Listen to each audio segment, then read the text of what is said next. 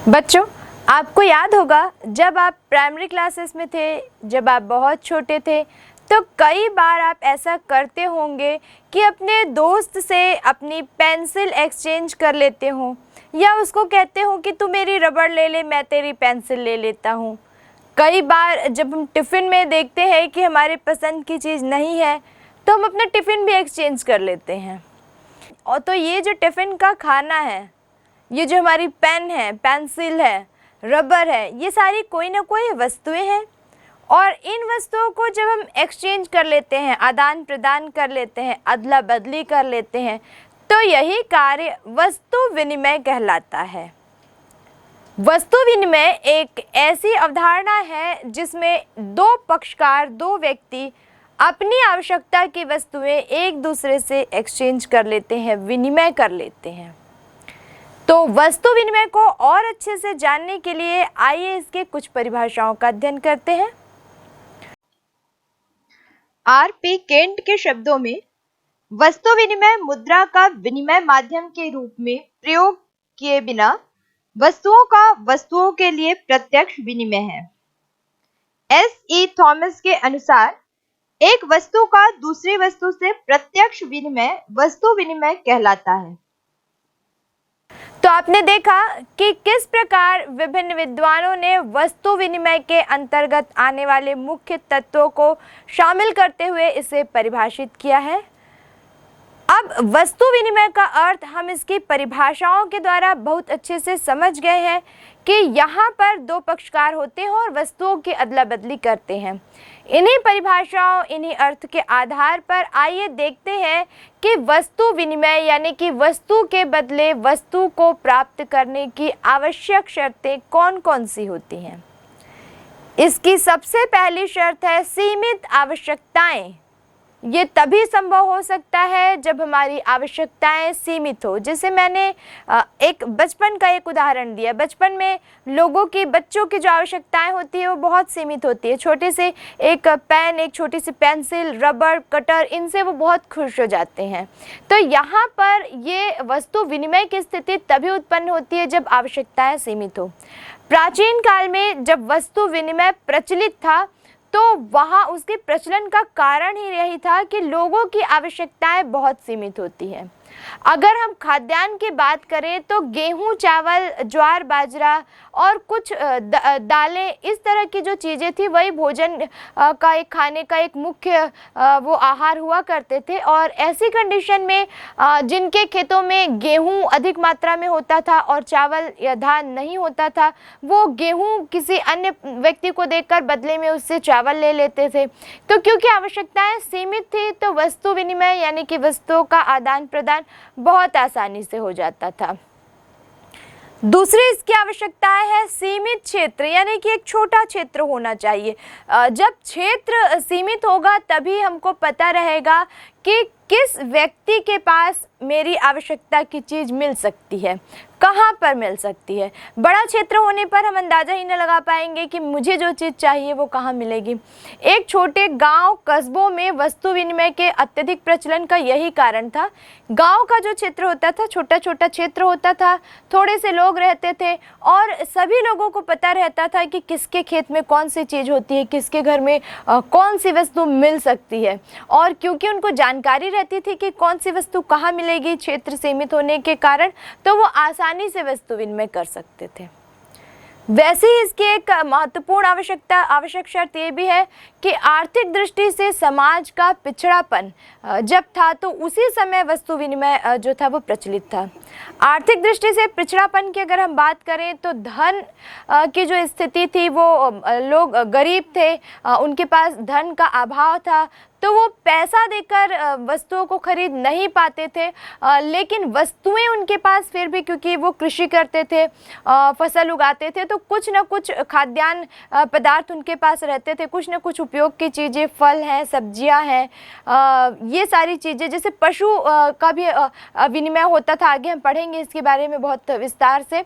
तो इस तरह की वस्तुएं उनके पास रहती थी, लेकिन धन का अभाव रहता था, यानी कि आर्थिक दृष्टि से पिछड़े थे। तो एक इसकी एक बहुत ज़रूरी आवश्यकता ये भी है कि आर्थिक दृष्टि से अगर पिछड़ा समाज है तो वहाँ पर ही वस्तु विनिमय प्रभावी हो पाता है, क्योंकि अगर आर्थिक दृष्टि से संपन्न है तो बीच में आ जाता है धन। धन के द्वारा लोग वस्तु को खरीदना प्रारंभ कर देते हैं और फिर वस्तु विनिमय वहाँ पर नहीं होता है।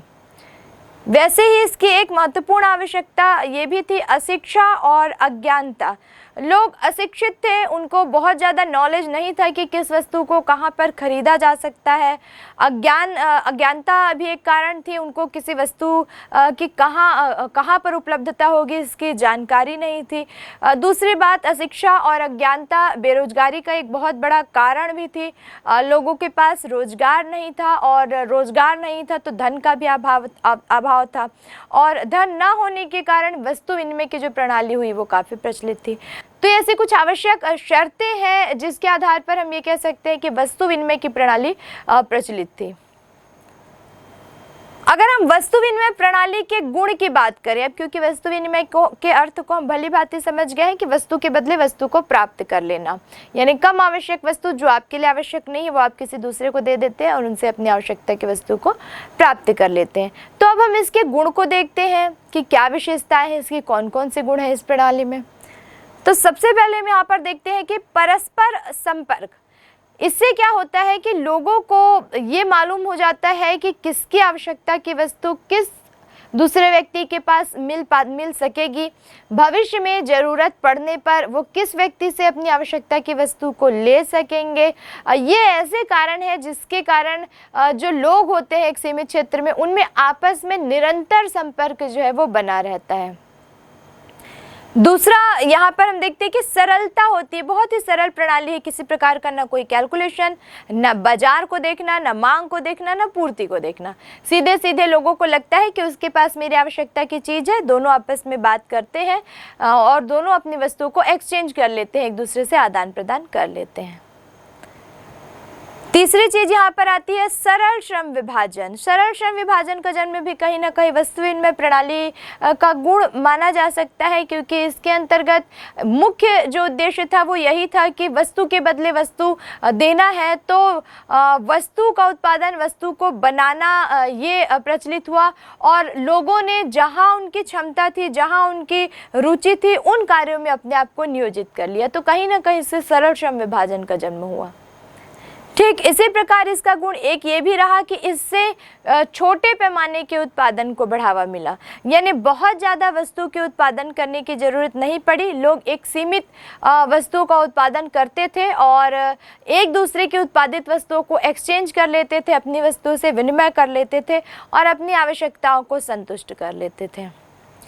ठीक इसी तरह मुद्रा के दोषों से मुक्ति। मुद्रा प्रणाली जो कि आज प्रचलित है, हम देखते हैं कभी मुद्रा स्फीति, मुद्रा प्रसार, मुद्रा संकुचन, मुद्रा की क्रय शक्ति का कम हो जाना, इतने सारे दोष मुद्रा के अंतर्गत आते हैं। तो उन सभी दोषों से कहीं ना कहीं वस्तु विनिमय प्रणाली पूरी तरीके से मुक्त थी। अब अगर हम बात करें वस्तु विनिमय प्रणाली की कठिनाइयों की, तो हालांकि देखने में, सुनने में ये सरल सी लगती है कि वस्तु के बदले वस्तु को दे दिया जाए, बहुत आसान सी प्रणाली है, लेकिन बहुत सी कठिनाइयाँ थी इसके अंतर्गत। कौन कौन सी कठिनाइयाँ थी? तो सबसे पहले दोहरे संयोग का अभाव। जब हम बात करते हैं वस्तु विनिमय की, तो यहाँ पर दो पक्षकार होना आवश्यक है, जिसे हम बोलते हैं दोहरा संयोग। एक व्यक्ति के पास जो वस्तु है वो दूसरे व्यक्ति की आवश्यकता की है कि नहीं है, दूसरे व्यक्ति के पास जो वस्तु है वो इस अगले व्यक्ति की आवश्यकता की है कि नहीं है, ऐसा होना जरूरी है। दोहरा संयोग होगा तभी वस्तु विनिमय प्रणाली प्रचलित होगी, नहीं तो नहीं होगी। एक उदाहरण के लिए हमको यहाँ पर दो स्टूडेंट है, ए और बी।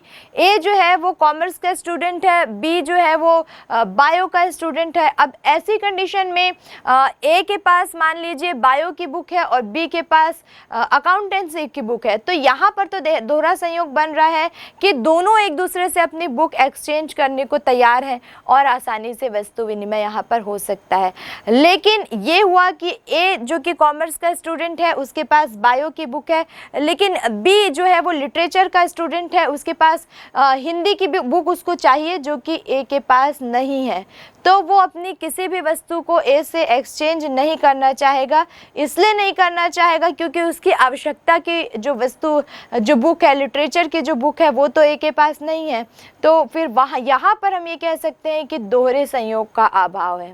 तो हमेशा दोहरे संयोग की स्थिति बन पाए और वस्तु विनिमय हो पाए, ऐसा भी संभव नहीं होता। ये एक बहुत बड़ी कठिनाई है। दूसरा यहाँ पर देखने को आता है कि वस्तु के विभाजन की समस्या आती है। जैसे हम प्राचीन काल में चले जाएं तो वहाँ पर, जैसे मैंने आपको बताया कि कृषि जो थी वो सबसे प्रचलित एक व्यवसाय था, पशुपालन जो था वो एक प्रचलित व्यवसाय था। तो मान लीजिए कि उस समय में हम चले जाते हैं, एक व्यक्ति के पास एक बकरी है, उसको किसी दूसरे व्यक्ति से अनाज खरीदना है, गेहूं खरीदना है, किसी अन्य व्यक्ति से चावल खरीदना है, किसी अन्य व्यक्ति से सब्जी खरीदना है, और ये जो ए व्यक्ति है इसके पास सिर्फ एक बकरी है। अब उसको खरीदना इतनी सारी चीज़ें हैं, तो वो क्या करेगा? क्या वो बकरी का हिस्सा काट काट के तो सबको नहीं दे पाएगा? या उसके पास मान लीजिए एक मेज है, तो उस मेज के हिस्सों को वो तोड़ तोड़ के तो इन तीनों चीज़ों को नहीं खरीद पाएगा।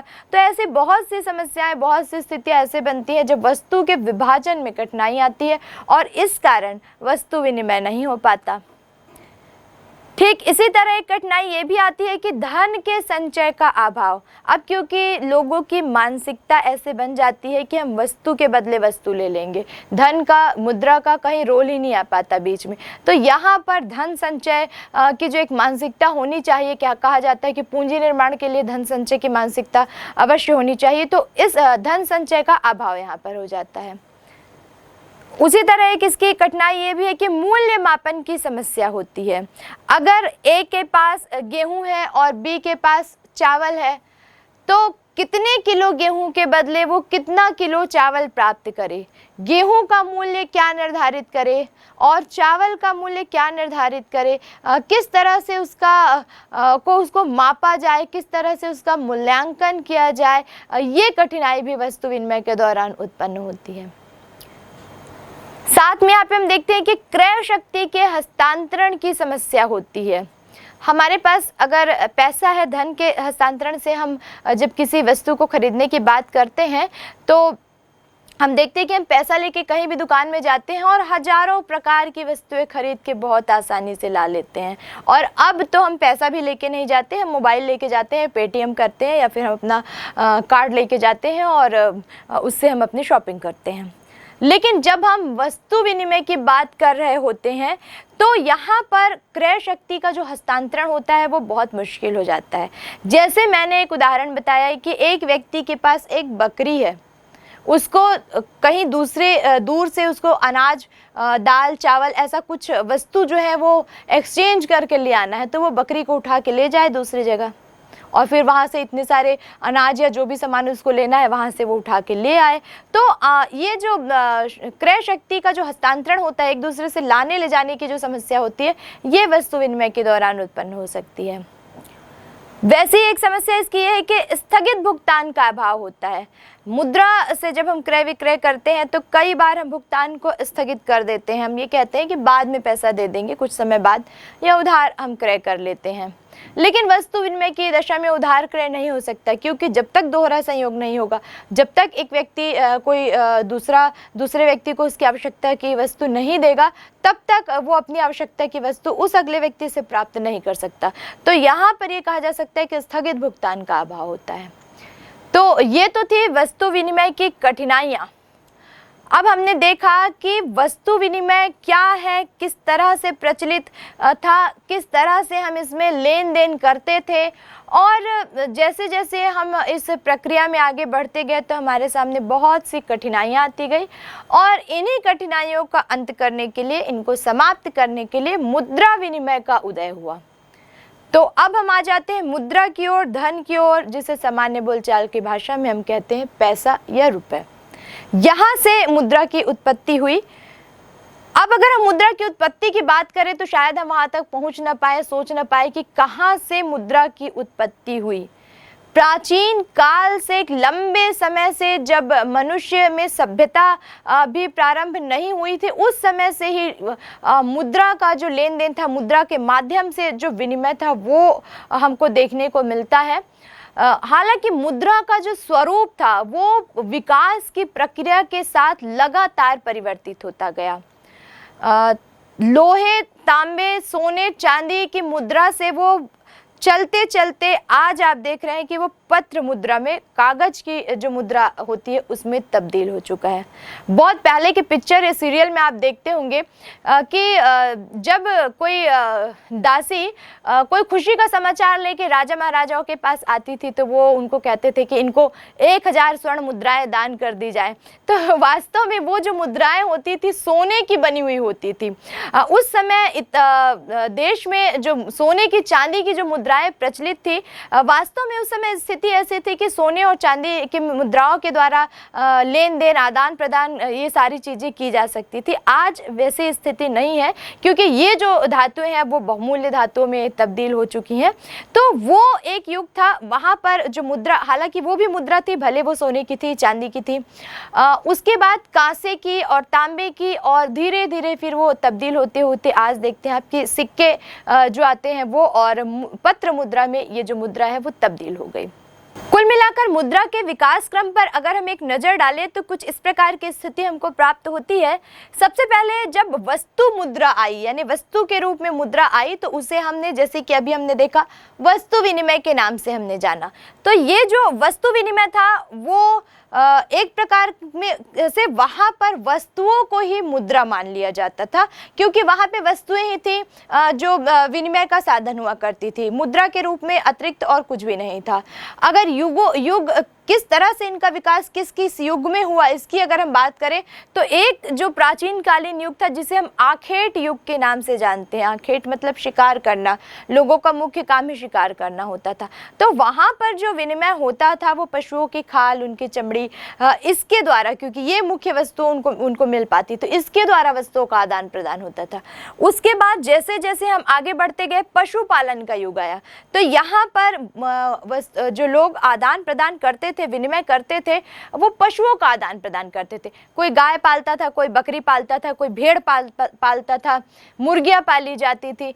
तो लोग इन वस्तुओं के बदले, मुर्गी, 4 मुर्गी के बदले 1 बकरी दे दी, 2 बकरी के बदले 1 गाय दे दी। इस तरह से उन्होंने आपस में ही अपने समझौते के द्वारा, जब पशुपालन का जो युग एक आया, वहां पर इस तरह से वस्तु का विनिमय किया जाने लगा।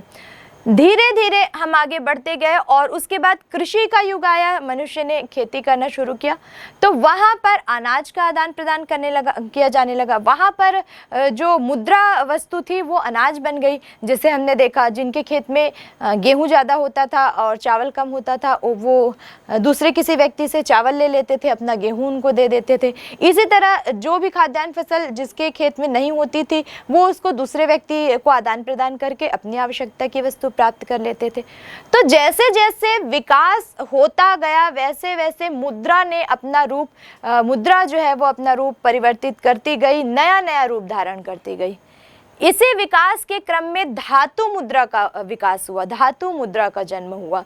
धातु मुद्रा, जैसे कि हम नाम से ही स्पष्ट हो जा रहा है, धातुएं, सोने की धातु, चांदी की धातु, तांबा, कांसा, इस तरह से ये क्रम लगातार बढ़ता गया। इस तरह से धातु मुद्रा का विकास हुआ और उसके बाद अगला जो चरण आया, वहां पर विकास हुआ पत्र मुद्रा के, जिसे कि आज हम सभी 10, 20, 50, 100, 2000 तक के नोट में हम देख रहे हैं। ये सारी जो मुद्राएं हैं हमारे सामने, ये सभी मुद्राएं जिनका कि आज हम वर्तमान युग में प्रयोग कर रहे हैं, ये सारी की सारी मुद्राएं पत्र मुद्राएं हैं। ठीक इसी प्रकार साख मुद्रा भी आई। साख मुद्रा यानी कि प्रत्यक्ष रूप से जो पत्र की मुद्रा है वो ना होकर साख के रूप में, हुंडी जिसे हम बोलते हैं, विनिमय विपत्र, जो आपने कक्षा 11वीं में जिसके बारे में पढ़ा था कि लिख के दे दिया जाता है कि राशि का भुगतान करेगा, यानी लिखित रूप से वो एक दस्तावेज है कि मुद्रा आपके पास है। हालांकि वो प्रत्यक्ष रूप से पत्र मुद्रा के रूप में विद्यमान नहीं होती। चेक अगर आपके पास है तो आपको फीलिंग आती है कि मेरे पास 1 लाख का चेक है, यानी कि मेरे पास 1 लाख रुपए है। हालांकि वो चेक आप जो है वो मुद्रा तो नहीं है, पत्र मुद्रा तो नहीं है। आप उस चेक को ले जाकर कहीं कोई सामान खरीद तो नहीं सकते हैं। हाँ, उसको आप बैंक के माध्यम से आप उसको पत्र मुद्रा में फिर परिवर्तित करवा सकते हैं। तो कुछ इसी प्रकार की साख मुद्राओं का जन्म भी हुआ। और देखते ही देखते ये जो मुद्रा थी उसने पूरा का पूरा एक धातु मुद्रा और पत्र मुद्रा का रूप धारण कर लिया और वर्तमान युग के लिए वो सबसे महत्वपूर्ण मुद्रा के रूप में तब्दील हो गई। अब अगर हम सिर्फ मुद्रा के अर्थ को जानने का प्रयास करें तो मुद्रा यानी कि एक ऐसी वस्तु जिसके बारे में हम कुछ बिंदुओं के आधार पर इसके अर्थ को समझेंगे कि सबसे पहली बात तो एक ऐसी वस्तु जो विनिमय का माध्यम है, यानी जिसके बदले हम कोई दूसरी वस्तु प्राप्त कर सकते हैं। दूसरा, मुद्रा यानी कि एक ऐसी वस्तु जो मूल्य का मापक है, जिसके आधार पर हम किसी की वैल्यूएशन कर सकते हैं। जैसे हम ये कह सकते हैं कि ये जो एलईडी है ये 40,000 की है। 40,000 क्या है? मुद्रा है। हम ये कह सकते हैं कि ये जो लैपटॉप है ये 25,000 का है, यानी इसकी वैल्यू क्या है? 25,000। किस में है? मुद्रा में है। तो ये मूल्य का मापक है। या मुद्रा एक ऐसी वस्तु जो संचय का साधन है, जिसको हम जमा करके संचय करके रखते हैं। इन आधार पर मुद्रा को काफी विस्तृत और व्यापक रूप प्रदान किया गया है। छोटे से रूप में देखिए, एक पत्र मुद्रा है, कागज है, पैसा है। हम ये नहीं कह सकते कि मुद्रा पैसा। बहुत विस्तृत, बहुत व्यापक रूप इसको प्रदान किया गया है। विभिन्न विद्वानों ने अलग अलग प्रकार से इसकी परिभाषाएं दी हैं। इसकी परिभाषाओं पर हम एक नज़र डालें तो हम देखते हैं कि इसकी परिभाषाओं को 6 अलग अलग भागों में विभाजित कर दिया गया। पहली इसकी जो परिभाषा है वो वर्णात्मक और कार्यात्मक परिभाषा है, जो ये बताती है कि वास्तव में मुद्रा का कार्य क्या है। दूसरी जो परिभाषा है वो वैधानिक परिभाषा है और वो ये बताती है कि कौन कौन सी मुद्राएं हैं, किस तरह की मुद्राएं हैं जिन्हें सरकार ने एक वैधानिक रूप प्रदान किया है।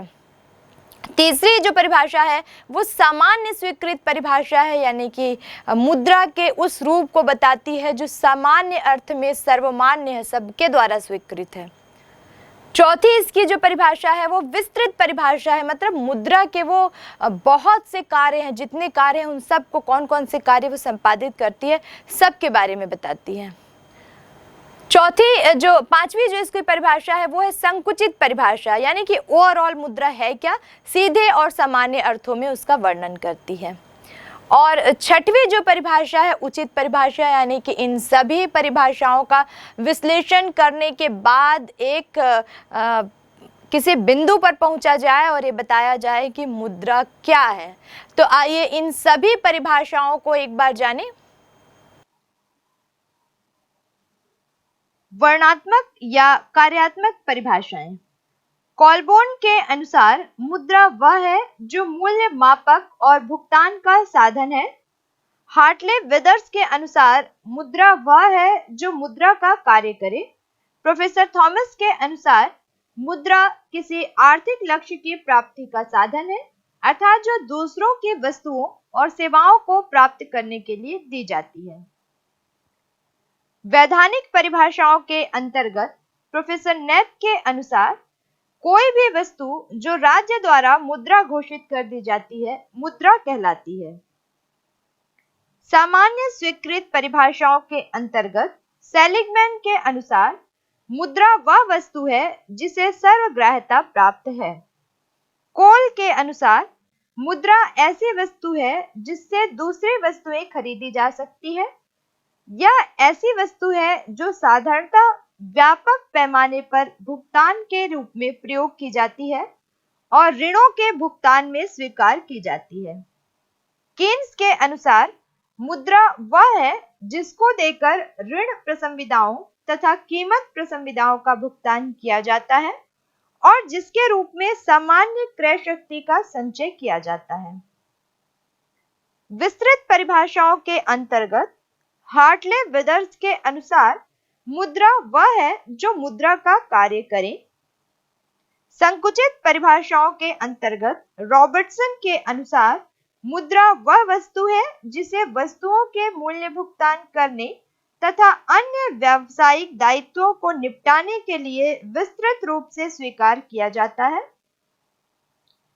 उचित परिभाषाओं के अंतर्गत प्रोफेसर एली के अनुसार मुद्रा कोई भी ऐसी वस्तु हो सकती है जिसके विनिमय के माध्यम के रूप में स्वतंत्रता पूर्वक हस्तांतरण होता है और जो सामान्यतः ऋणों के अंतिम भुगतान में ग्रहण की जाती है। तो आपने देखा कि विभिन्न विद्वानों ने अलग अलग आधार पर, अलग अलग प्रकृति के आधार पर मुद्रा की बहुत सी परिभाषाएं दी, और मुद्रा के अर्थ और इनकी इतनी विस्तृत परिभाषाओं के आधार पर अब हम मुद्रा को बहुत अच्छे से समझ चुके हैं कि मुद्रा है क्या। तो मुद्रा है क्या, ये जानने के बाद मुद्रा करती क्या है, उसके कार्य क्या है, आइए इस पर एक नजर डालें। मुद्रा के कार्य की अगर हम बात करें तो इसके कार्यों को हम 4 भागों में यहाँ पर बांट देते हैं, क्योंकि हमने देखा कि इसका क्षेत्र बहुत विस्तृत है, बहुत से कार्य इसके अंतर्गत शामिल होते हैं।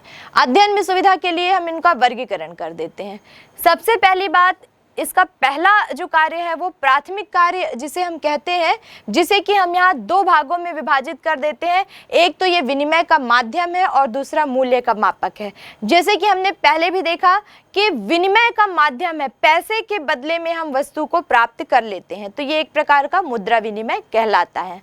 और दूसरा मूल्य का मापक है, जैसे कि मैंने आपको उदाहरण दिया कि एक टीवी जो है वो 40,000 की है, ये उसके मूल्य को माप रही है। मुद्रा जो है वो उस टीवी के मूल्य को माप रहा है कि इस वस्तु का मूल्य कितना होगा।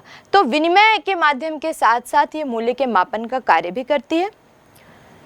दूसरा, मुद्रा का गौण कार्य, द्वितीयक कार्य जो है वो उसके अंतर्गत सबसे पहला काम ये आता है कि ये मूल्य का संचय करती है। वस्तु के बारे में अगर हम बात करें, वस्तु विनिमय में अगर हम फिर से जाएं तो हम देखते हैं कि वस्तु जो होती है वो नाशवान होती है। कोई सामान अगर हमारे पास है तो वो कुछ समय बाद हो सकता है, बहुत सी वस्तुएं टिकाऊ भी होती हैं, लेकिन मैक्सिमम वस्तुएं ऐसे भी होती हैं जो नष्ट हो जाती हैं, नाशवान है। इसलिए हम कहते हैं कि अधिकतर जो वस्तुएं हैं वो नाशवान है, उनको बहुत ज़्यादा दिन तक हम संचय करके नहीं रख सकते। लेकिन मूल्य, मुद्रा के बारे में जब हम बात करते हैं तो यहाँ पर हम कह सकते हैं कि ये मुद्रा का संचय करके रखती है, मूल्य का संचय करके रखती है। इसीलिए आप देखते होंगे हम जो हमारे पेरेंट्स हैं वो पैसा जमा करते हैं, वो उनके बच्चों के काम आएगा। फिर वो जो बच्चे हैं उन पैसों को यूज करते हैं और पैसा जमा करते हैं, वो उनके आगे आने वाली पीढ़ी के काम आएगा। यानी कि वो पीढ़ी दर पीढ़ी उस मुद्रा का उपयोग करते रहते हैं, वो मुद्रा संचित रहती है, जमा रहती है। जबकि वस्तुएं जो होती हैं वो इतने लंबे समय तक संचित नहीं हो पाती हैं। दूसरा जो कार्य है इसका वो है भावी भुगतान। जैसे कि हमने वस्तु विनिमय के बारे में पढ़ा कि वस्तु विनिमय को स्थगित नहीं किया जा सकता, तुरंत के तुरंत 2 पक्षकार वस्तु को देंगे और वस्तु को लेंगे। लेकिन मुद्रा विनिमय की अगर हम बात करें तो मुद्रा विनिमय को स्थगित किया जा सकता है। जैसे कि आप देखते होंगे कि कई बार हम उधार क्रय विक्रय करते हैं, उधार माल हमने खरीद लिया और बाद में हमने उसको एक विनिमय विपत्र दे दिया या लिखित में हमने कुछ उसको गारंटी दे दी कि कुछ समय के पश्चात हम उस धनराशि का भुगतान कर देंगे। तो यहाँ पर हम ये कह सकते हैं कि भावी भुगतान का ये आधार बनती है। ठीक इसी तरह इसका एक अन्य कार्य है, मूल्य का हस्तांतरण करती है, यानी कि लाना ले जाना आसान है। जैसे कि हमने वस्तु विनिमय के दोष में जाना था कि इसका हस्तांतरण बहुत मुश्किल है, वस्तुओं को एक स्थान से उठाकर दूसरे स्थान पर ले जाना बहुत मुश्किल है। लेकिन मुद्रा को एक स्थान से दूसरे स्थान पर ले जाना बहुत सरल है। पहले की अपेक्षा आज तो आप देखते होंगे कि और भी सरल है। आज आपको अपने जेब में 1 भी रुपया रखना नहीं पड़ता, लेकिन वो सारे रुपए आपके अकाउंट में रहते हैं। एक मोबाइल से आप लाखों की खरीदारी कर सकते हैं, कार्ड से आप लाखों की खरीदारी कर सकते हैं। तो कहा जाए तो मुद्रा का मूल्य वर्तमान में तो पूरी तरीके से परिवर्तित हो चुका है और मुद्रा का कार्य भी पूरी तरीके से परिवर्तित हो चुका है। तो ये थे मुद्रा के गौण कार्य। अब अगर हम इनके आकस्मिक कार्य की बात करें तो आकस्मिक कार्यों के अंतर्गत सबसे पहला कार्य आता है, राष्ट्रीय आय का मापन करता है। पिछले अध्यायों में हमने राष्ट्रीय आय के बारे में काफ़ी विस्तार से जाना और आपने देखा होगा कि जब हम राष्ट्रीय आय संबंधित सामुच्य, राष्ट्रीय आय संबंधित संख्यात्मक प्रश्नों को हल कर रहे थे तो हमने अपने आंकड़ों में जिन जिन तथ्यों को शामिल किया, चाहे वो जीडीपी हो, एनडीपी हो, एट मार्केट प्राइस हो, एट फैक्टर कॉस्ट हो, सारे के सारे जो वैल्यूएशन हमने किए वो मुद्रा के आधार पर, पैसे के आधार पर किए। दूसरा इसका महत्वपूर्ण कार्य है राष्ट्रीय आय का वितरण। अब राष्ट्रीय आय का वितरण अलग अलग क्षेत्रों में होता है। जितने भी क्षेत्र होते हैं, चाहे वो परिवहन के क्षेत्र में, शिक्षा के क्षेत्र में, रोजगार के क्षेत्र में, सभी क्षेत्रों में जो वितरण होता है वो मौद्रिक रूप से होता है, मुद्रा के रूप में होता है। तीसरा जो होता है वो होता है अधिकतम संतुष्टि की प्राप्ति। मुद्रा के रूप में हमारे पास जो पैसे होते हैं वो हमको अंदर से बहुत ज़्यादा संतुष्टि प्रदान करते हैं। वस्तु विनिमय में अगर हम जाएं तो वस्तुएं कितनी भी हैं, हम जब भी उनको एक्सचेंज करते जाएंगे तो हमारे पास से वो वस्तुएं कम होती जाएंगी, दूसरी वस्तु हमारे पास आती जाएंगी। ये भी ठीक है, हम कह सकते हैं कि हमारे पास जो वस्तु है उनको हम एक्सचेंज करके कभी ज़रूरत पड़ेगी तो अपने आवश्यकता की वस्तु ले सकते हैं। लेकिन उस धारणा से आज का जो युग है, जब हम पैसे के द्वारा वस्तुओं को का क्रय विक्रय करते हैं, तो हमारी संतुष्टि का सबसे बड़ा आधार जो होती है वो मुद्रा होती है। अगर हमारे पास पैसा है, अकाउंट में पैसे भरे हुए हैं, तो हम बहुत संतुष्ट होते हैं। आप प्रैक्टिकली सोच के देखिए कि आपके पास आपकी जेब में, आप 12th के स्टूडेंट हैं, 200-500 रहता है तो कितनी खुशी होती है, लेकिन जब वही नहीं रहता है तो हम कई बार इरिटेट हो जाते हैं। ठीक इसी तरह इसका जो एक अन्य कार्य है वो है साख का आधार, ऋण। ऋण का ये आधार बनती है। हम जो भी उधार लेते हैं वो मुद्रा के माध्यम से लेते हैं। और वैसे ही यहाँ पर हम ये कह सकते हैं कि पूंजी की जो उत्पादकता है उसका सीधा और प्रत्यक्ष संबंध मुद्रा से है। मुद्रा के द्वारा बचाई गई, मुद्रा के रूप में जमा की गई जो राशि है वही आगे चलकर पूंजी निर्माण का आधार बनती है। अब अगर हम इसके अगले कार्य यानी कि कुछ अन्य जो कार्य होते हैं उस पर एक नज़र डालें तो इसका सबसे पहला कार्य ये हो सकता है कि ये निर्णय का वाहक है। यानी जिस व्यक्ति के पास पैसा है, धन है, वो निर्णय लेता है, जिसे हम कहते हैं कि पैसा बोलता है। जिस व्यक्ति के पास धन है, जो खर्च करेगा, वही व्यक्ति निर्णय लेता है कि वो कहाँ पर अपने धन को खर्च करेगा। दूसरा इसका एक कार्य है कि इसमें शोधन क्षमता की गारंटी होती है, यानी कि जो ऋण दिया गया है उस ऋण को कैसे चुकाएगा, कैसे वापस लेगा, इसकी गारंटी धन देता है, मुद्रा देती है। तीसरी बात है तरलता होती है, इसमें लिक्विडिटी होती है। इस संबंध में कीन्स की एक बात को हम यहाँ पर देखें तो कीन्स ने इस संबंध में कहा कि पूंजी को 3 उद्देश्यों के लिए तरल रूप में, लिक्विड फॉर्म में रखना पड़ता है। जैसे कि हालांकि धन से, पैसे से हम बहुत सारी स्थायी संपत्तियाँ, बहुत सारी अन्य संपत्तियाँ भी खरीद सकते हैं, लेकिन कुछ धनराशि मुद्रा के रूप में हमें अपने पास भी रखनी पड़ती है। कीन्स महोदय का ऐसा मानना है, और ऐसा इसलिए भी है क्योंकि प्रतिदिन के खर्च के लिए, लेन देन के लिए हमको मुद्रा की जरूरत होती है। दूसरी एक बात ये कि व्यवसाय को सुचारू रूप से चलाने के लिए धन की जरूरत है, मुद्रा की जरूरत है, तो हमको तरल रूप में मुद्रा चाहिए। तीसरी बात ये कि आकस्मिक आवश्यकताओं, अचानक से कोई परेशानी आ जाए, अचानक से कोई ज़रूरत आ जाए, तो जो मुद्रा का सबसे लिक्विड फॉर्म है, कैश जो है, करंट जो मुद्रा होती है, वो रखना बहुत ज़रूरी है। तो ये इसके कार्य हैं। अब मुद्रा के इन सभी कार्यों पर चर्चा करने के बाद अगर हम इसके वर्गीकरण को देखें कि कितने भागों में इसको वर्गीकृत किया गया है, कितने भागों में इसको बांटा गया है, तो सबसे पहले हम ये देखते हैं कि प्रकृति के आधार पर इसका वर्गीकरण किस प्रकार किया गया है। तो प्रकृति के आधार पर इसका वर्गीकरण किया गया है वास्तविक मुद्रा और दूसरा हिसाब की मुद्रा में। वास्तविक मुद्रा की जब हम बात करते हैं तो हम ये कह सकते हैं कि ये वो मुद्रा है जो देश में प्रचलित है, जो विनिमय का माध्यम है, जो भुगतान का आधार है, या हम ये कह सकते हैं कि जिसमें क्रय शक्ति समाहित है, जिसके द्वारा हम जो चाहे उस वस्तु को क्रय कर सकते हैं। और जब हम हिसाब की मुद्रा की बात करते हैं तो वास्तव में अगर देखा जाए तो हिसाब की मुद्रा और वास्तविक मुद्रा जो होती है वो एक ही होती है, लेकिन कुछ उदाहरणों के आधार पर हम देखेंगे कि कभी कभी इनमें परिवर्तन भी आ जाता है। यहाँ पर हम कह सकते हैं कि जैसे कि मान लीजिए कि भारत में जो मुद्रा है वो रुपया है, वास्तविक मुद्रा और हिसाब की मुद्रा के रूप में हम रुपए का प्रयोग करते हैं, लेकिन कई बार संकट काल की स्थितियां, जैसे युद्ध आदि के दौरान जो स्थितियां उत्पन्न होती हैं, वो स्थितियां ऐसी होती हैं जब वास्तविक मुद्रा और हिसाब की मुद्रा में फर्क करना पड़ता है। जैसे कि एक उदाहरण के तौर पर प्रथम विश्व युद्ध के बाद जर्मनी की जो मुद्रा थी, जिसे हम कहते हैं मार्क, ये जो थी, और हिसाब की जो मुद्रा थी वो थी अमेरिकन डॉलर। लेकिन विश्व युद्ध से जर्मनी की जो आर्थिक स्थिति थी वो इतनी खराब हो गई कि जो उनकी मुद्रा थी, वास्तविक मुद्रा थी मार्क, उसकी जो वैल्यू थी वो पूरी तरीके से गिरकर शून्य हो गई। और ऐसी कंडीशन में हिसाब किताब के लिए जिस मुद्रा का प्रयोग किया गया वो उसे डॉलर को वहाँ पर हिसाब की मुद्रा मान लिया गया। तो कई बार ऐसी परिस्थितियाँ उत्पन्न होती है जबकि वास्तविक मुद्रा अलग हो जाती है और हिसाब की मुद्रा अलग हो जाती है।